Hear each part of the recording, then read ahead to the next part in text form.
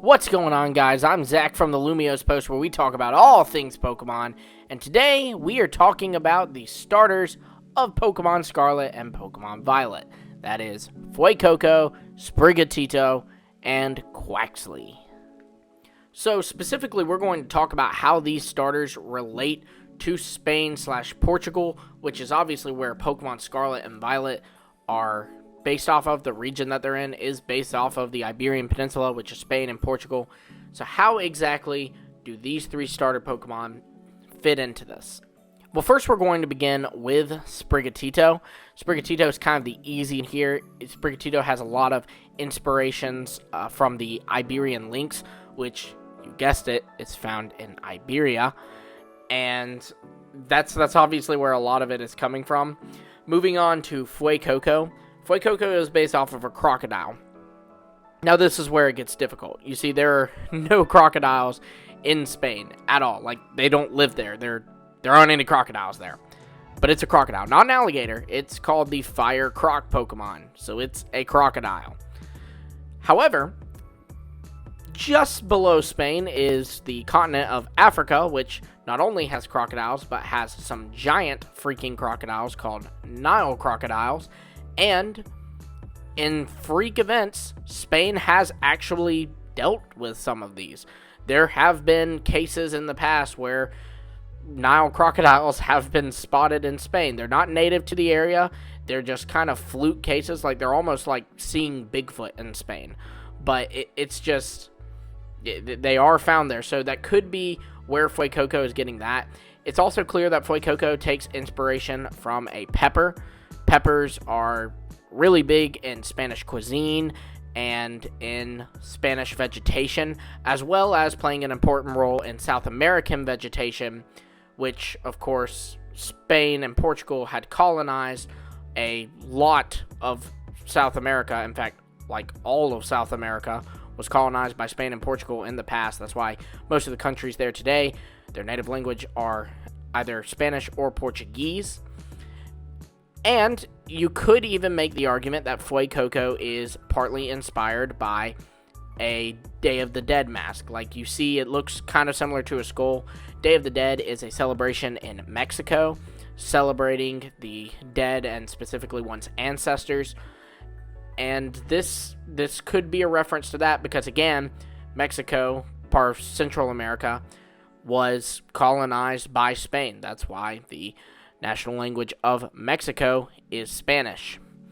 Also, if you look at Fuecoco's name, and you can see, obviously, fuego is coming from the Spanish word for fire, but we're going to focus on the coco. Now, this does come from cocodrilo, which is Spanish for crocodile, but this could also be a reference to El Coco, which is the Spanish being. It's basically like the Spanish boogeyman. And so it could be pulling from that, especially when you incorporate the idea of the Day of the Dead mask in there, too. Like, it could be very ghostly in its inspiration. You know, if it doesn't become a fire ghost type, I could certainly see it picking up some moves to kind of reference its spooky origins in a similar way that Noctowl, while not a psychic type, gets a lot of psychic moves, or Ninetales, while not a ghost type, gets a decent bit of ghost moves as well. So that could be where Fuecoco is coming from.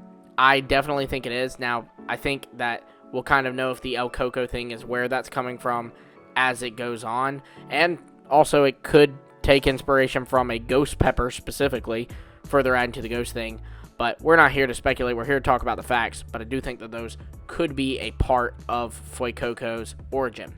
Now, moving into Quaxly. Quaxly is inspired by a good number of things. You may look at it and think it's just a duck, or specifically, you may look at it and think that's Donald Duck. But no, it seems to be inspired by a sailor or a Navy man of some kind. And it is based off of a specific duck called the pompadour duck. And basically, these are these ducks that have, like, their feathers on top of their head look as though it's hair, much like Quaxly looks like he's got a little wig on him there.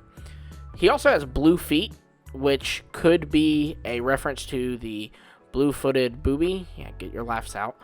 But those aren't found in Spain. However, they are found in the Galapagos, which, of course, again, is part of Ecuador, which was colonized by Spain. So maybe that's where it's coming from, too. But altogether, these Pokemon do have one common theme. Now, in order to understand this theme, one must look at real-world Spain and Portugal's history. Spain and Portugal were huge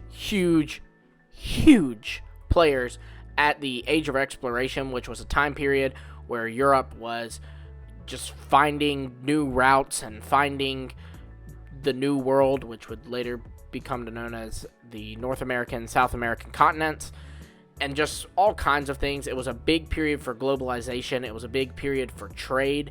They were trading spices and trading goods, and it's how different cuisines came to be because you're mixing things from different cultures. Like I said, Spain gets a lot of its peppers and stuff from South America and Central America because they colonized it. And these Pokemon certainly play into this theme. So for one, obviously airplanes didn't exist back in the Age of Exploration. They did everything by boat. Quaxly represents the sailor of that boat. Fuecoco, being inspired by a crocodile, which is not native to Spain, a pepper, which again, like I said, a lot of Spanish peppers actually come from Central America or South America, and possibly even having inspiration from the Day of the Dead with the skull on it, represents imports. You have imports of animals with the crocodile, imports of vegetation with the pepper, and of course imports of culture even, because you have this blendings of cultures with the Day of the Dead mask. Then we have Sprigatito. Sprigatito represents exports because the Iberian Lynx is from Spain. Just like some things were taken from the New World, as they called it, to Europe, some things from Europe were taken there. They brought horses to the New World. They brought their own cuisines and stuff. They also brought diseases, but we try not to talk about that, I guess.